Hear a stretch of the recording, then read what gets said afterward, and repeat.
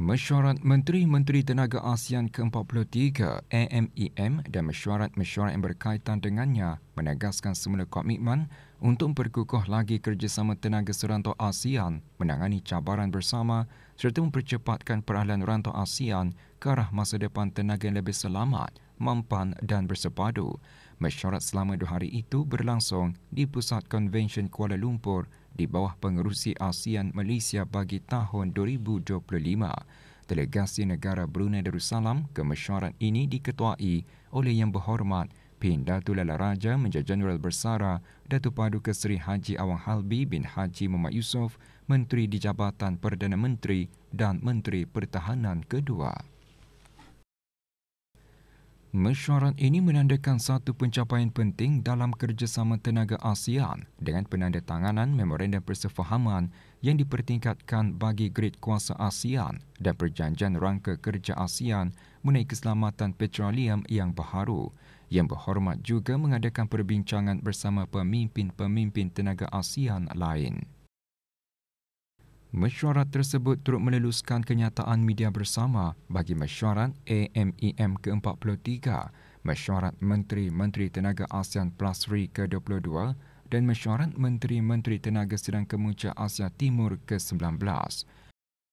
Yang Berhormat juga menghadiri mesyuarat Menteri-Menteri bagi Asia Zero Emission Community AZEC yang ketiga. Mesyuarat Menteri-Menteri Tenaga ASEAN ke-44 dijadualkan berlangsung pada tahun 2026 di Republik Filipina. Pada Majlis Perasmian Jelajah Kerjaya 2025, Menteri di Jabatan Perdana Menteri dan Menteri Kewangan dan Ekonomi kedua menggariskan usaha menangani pengangguran dan meningkatkan kecekapan tenaga kerja tidak boleh dipikul oleh pihak kerajaan semata-mata tetapi memerlukan penyertaan aktif semua pihak. Yang Berhormat Datuk Seri Setiausaha Dr. Awang Haji Muhammad Amin Liu bin Abdullah turut menekankan berdasarkan rekod tahun lalu, Jelajah Kerjaya berjaya menarik lebih 800 pencari kerja tempatan dan mengisi lebih 500 jawatan kosong. Dianjurkan oleh Pusat Pekerjaan Brunei Jabatan Perdana Menteri, acara berlangsung di Dewan Bridex Jerudong. Turut diadakan pelancaran anugerah Brunei Local Opportunity and Outstanding Merit Bloom, anugerah pengambilan anak tempatan tertinggi Jelajah Kerjaya 2024 dimenangi oleh Go Mamam, manakala anugerah majikan prihatin dimenangi oleh Borneo Kopitiam Restaurant and Catering dan Imagine Sendirian Berhad. UTB STE Connect 2025 menjadi salah satu fokus utama yang mencerminkan komitmen bersama sekaligus mengingatkan bahawa sains, teknologi dan inovasi bukan sahaja perlu memaju kemajuan dan kemakmuran tetapi juga menyokong kemampanan dan keterangkuman, memastikan pembangunan memberi manfaat kepada manusia dan planet. Perkara tersebut dinyatakan oleh Yang Berhormat Datin Sri Setia Dr. Deng Hajah Romaizah binti Haji Muhammad Saleh, Menteri Pendidikan, juga selaku pengerusi Majlis UTB semasa Majlis Perasmian UTB STE Connect 2025 di Pusat Persidangan Antarabangsa Berakas. Dengan tema Inovasi Teknologi untuk Masa Depan Mampan, acara menyediakan platform untuk ahli akademik, saintis, penyelidik, jurutera, pakar industri dan pihak berkepentingan berkongsi pengetahuan, bertukar idea dan mencadangkan penyelesaian inovatif menangani cabaran kemampanan kontemporari.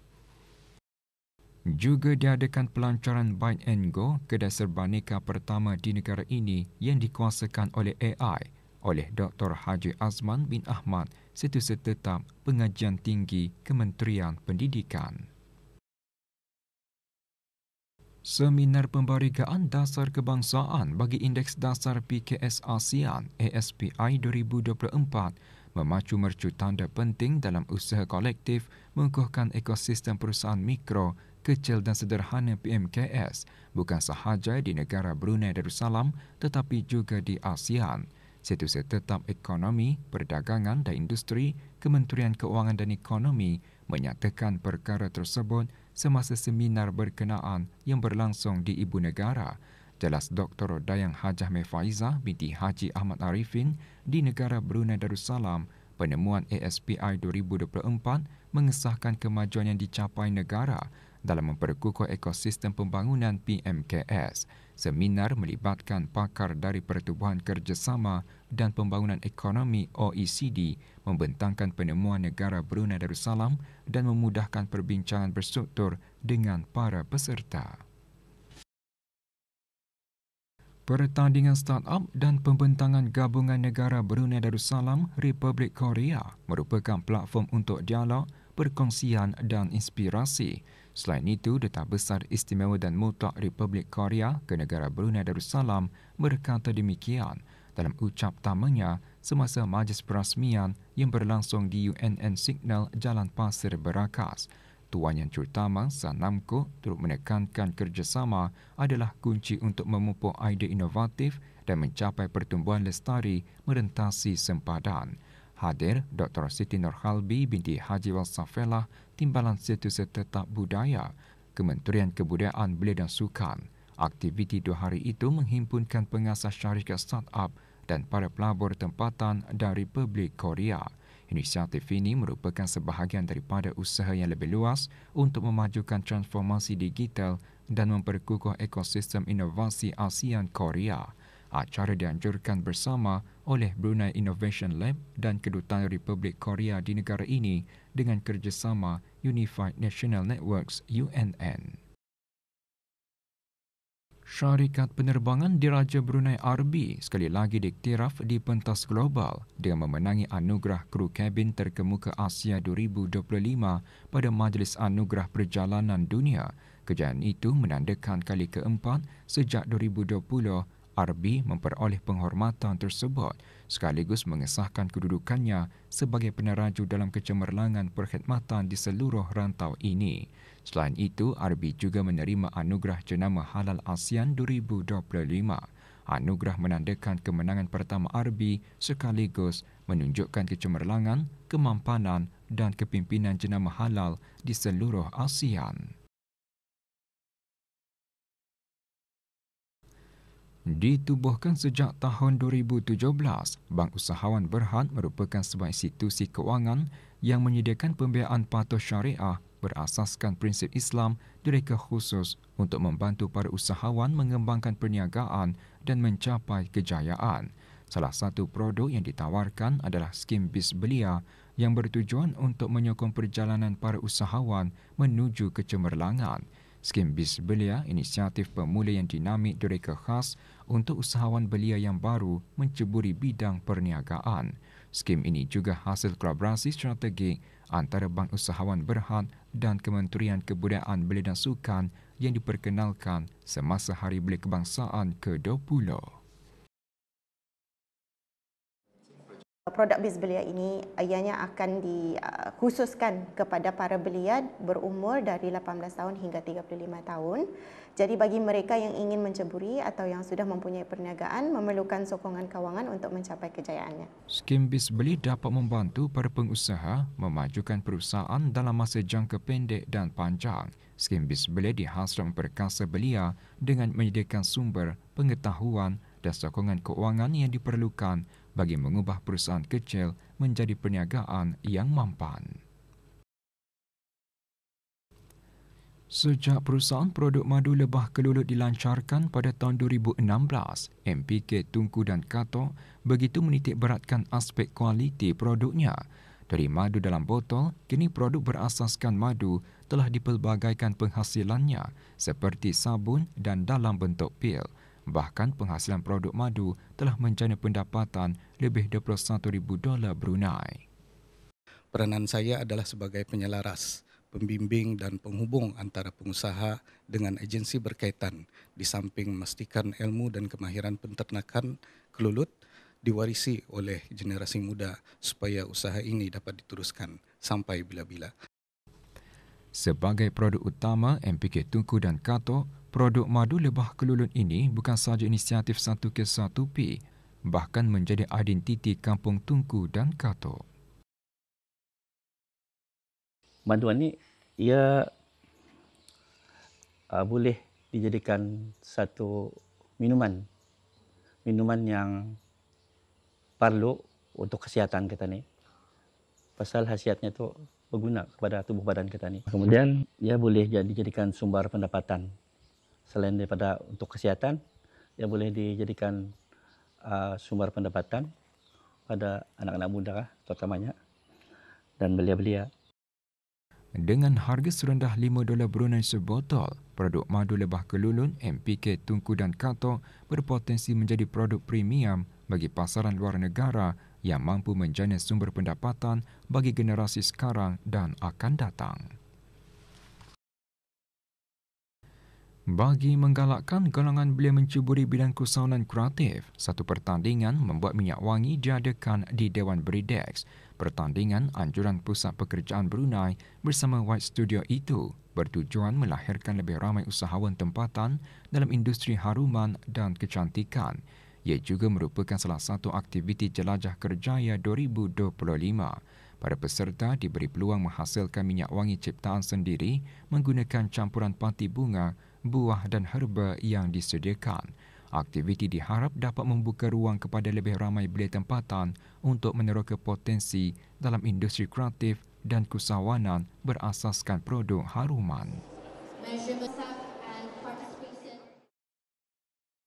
Lebih 30 pengusaha terdiri daripada mahasiswa-mahasiswi Kolej Universiti Perguruan Agama Seri Begawan Kupu SB yang mengikuti kursus keusahawanan dalam pendidikan Islam dan kursus pendidikan keusahawanan Islam 1 menyertai praktikum keusahawanan pendidikan Islam 2025.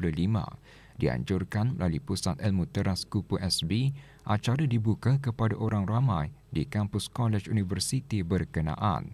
Bertemakan inspirasi keusahawanan Islam, acara diadakan sebagai platform dan peluang kepada para mahasiswa-mahasiswi yang terlibat untuk mengaplikasikan ilmu yang dipelajari sekaligus membudayakan nilai kreativiti, inovasi dan daya saing. Tujuannya praktikum ini diadakan adalah supaya tani memberi luang kepada yang kira pengalaman untuk kita ni lah. So dari sini kami dapat mengambil pengajaran lah untuk nanti. Hari Keusahawanan ini sangat membantu kami sebagai mahasiswa kerana untuk menambah lagi kami punya kira duit bulanan lah untuk kami dan membuka minda kami bila kami sudah graduate daripada sini. Ia dapat mengasuh lagi anak muda dan generasi muda untuk untuk menambah ilmu lagi, macam mana diorang kan berjual, menguruskan diorang punya jualan dan meyakinkan diri sendiri lagi. Pelbagai produk tempatan diketengahkan oleh pengusaha tempatan yang ikut serta dalam Pesta Ria sempena ulang tahun ke-20 Kompleks Membeli Belah Waho Manggis. Diadakan selama 5 hari, pesta seumpamanya dijadikan sebagai platform untuk para pengusaha tempatan berkomunikasi secara langsung dengan pelanggan dengan memperkenalkan produk yang dipamerkan. Pesta Ria memberi peluang kepada para pengunjung bermain permainan mini dan meluangkan masa bersama keluarga.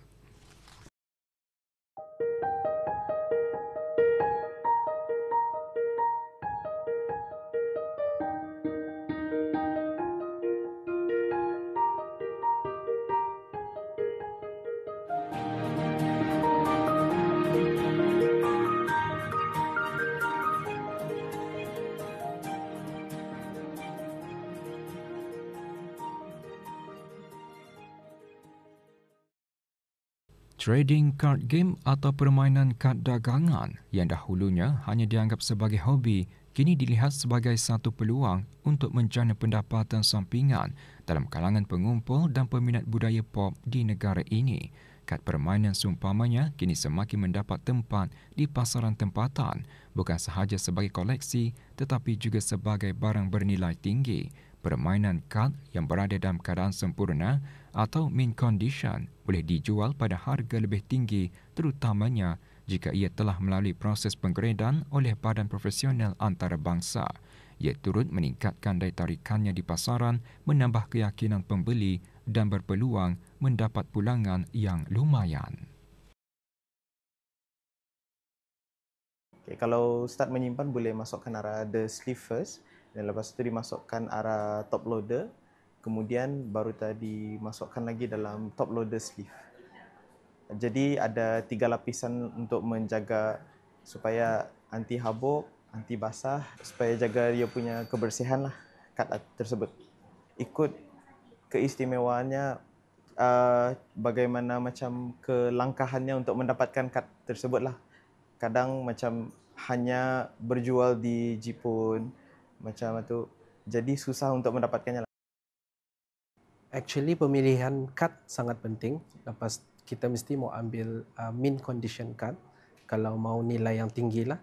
Dan sleeve itu sangat penting untuk protection, dan top loader kalau mau lebih selamat dan nilainya lebih tinggi, kita kena grade lagi ke tempat-tempat yang profesional lah macam PSA atau BGS.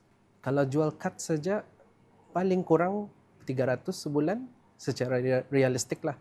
Tapi kalau mengikut daripada segi seal products, kalau jual boleh sampai 1,000, dan minimum kalau jual kad dan seal products tu dia boleh up to 5K lah sebulan.